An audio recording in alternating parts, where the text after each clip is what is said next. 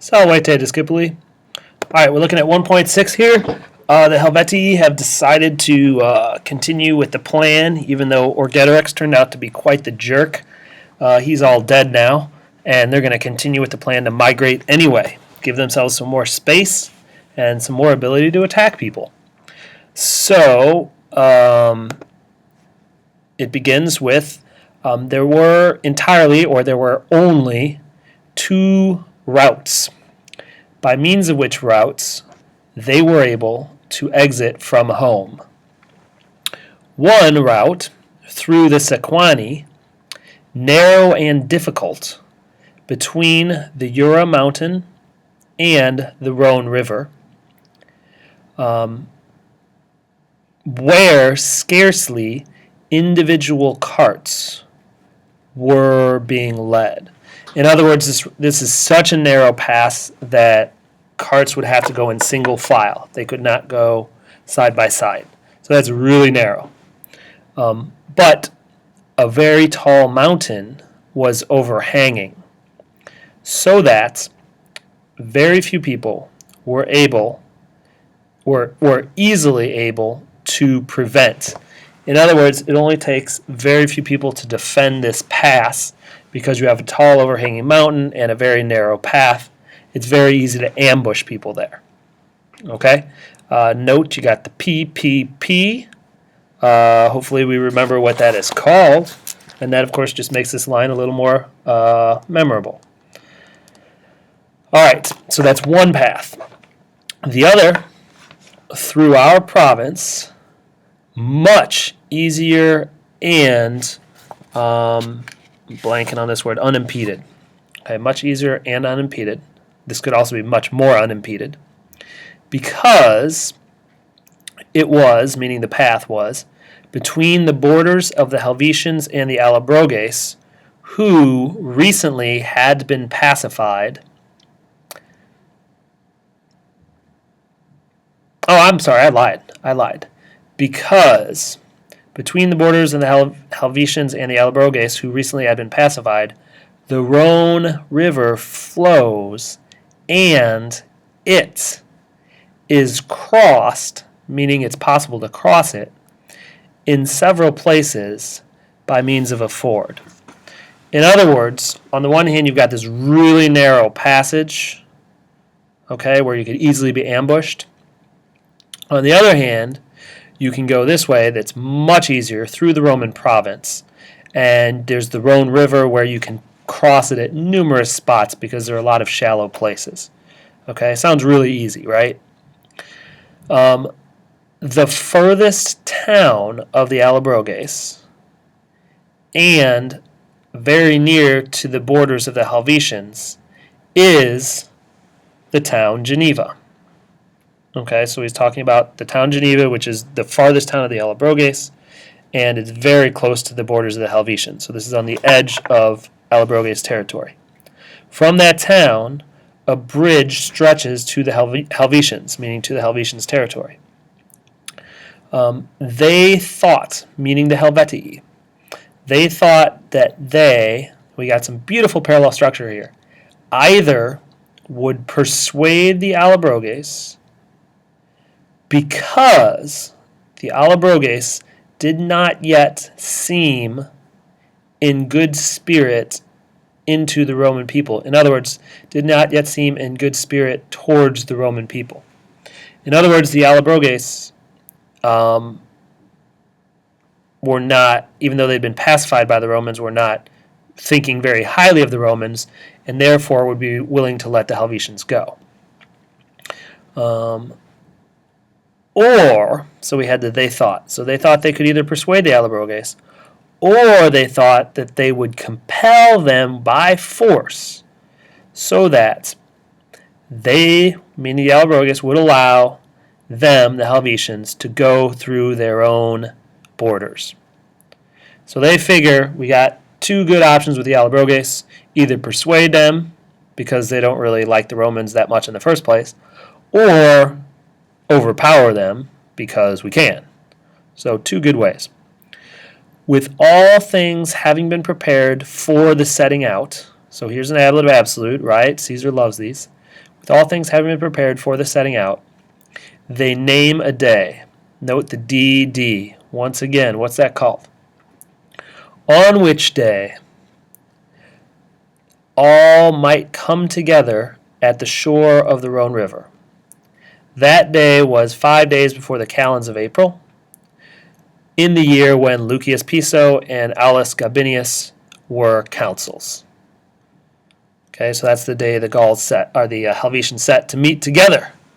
All right, there's 1.6. Let's peek at 1.7. Beastly long. When it had been announced to Caesar that they were trying to make a journey through our province, meaning that the Helvetians were trying to make a journey through the Roman province, he hastens to set out from the city. Urbe here just means Rome. All right, they do this a lot when talking about Rome. They just say the city. Okay, and he marches into farther Gaul, and then we have quam plus a superlative here, by as great a possible journeys as he is able. All right, by the greatest possible marches as he is able. In other words, he's forced marching his men. Okay, they're marching for a long time during the day and probably even into the night, giving them little sleep but keeping them moving fast. All right, this is a hallmark of Caesar. All right, he was known for being able to move his army just about as fast as anybody ever had. And he arrived at Geneva. He orders the greatest possible, here's quam plus the superlative again, the greatest possible number of soldiers from the entire province. Okay, so he's ordering them to produce the greatest possible number of soldiers for him. So notice twice we've had this quam maximis and then quam maximum. What is this establishing in terms of Caesar's actions here?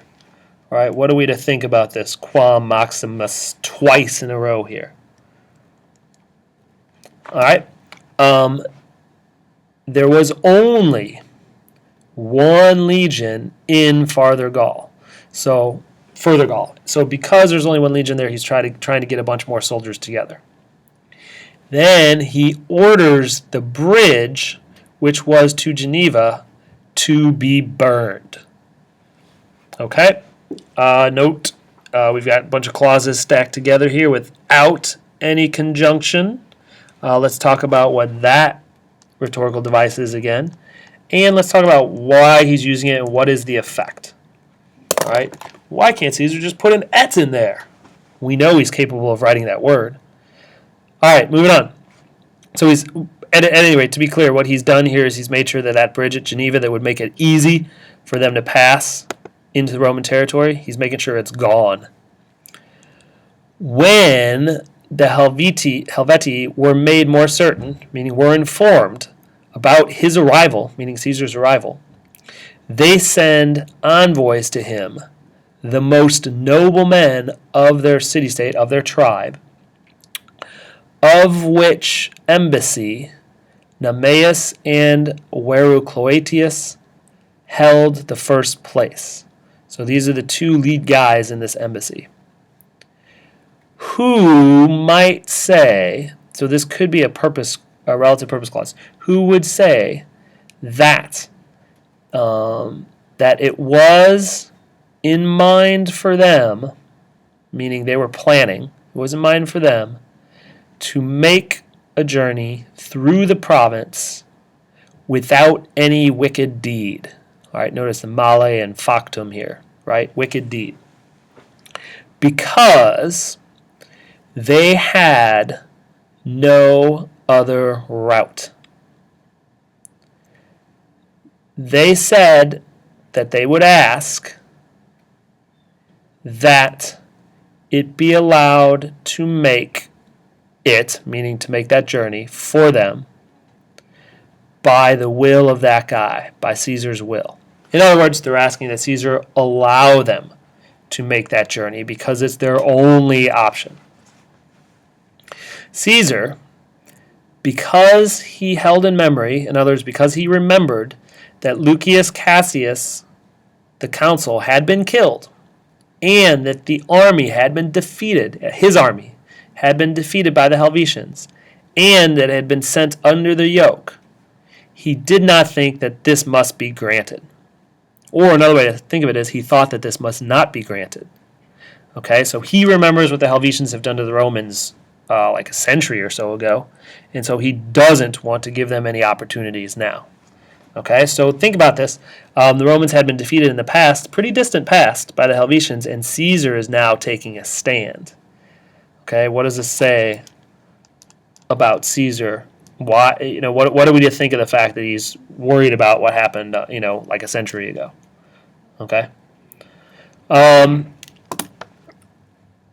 Okay. Nor did he think that the men with unfriendly spirit, with the opportunity of making a journey through the province having been given, another ablative absolute there, would refrain from injury and wicked deed. So he didn't think these men, because they have an unfriendly spirit, would refrain from bad deed like they say they would. All right, so he's pretty convinced that won't happen.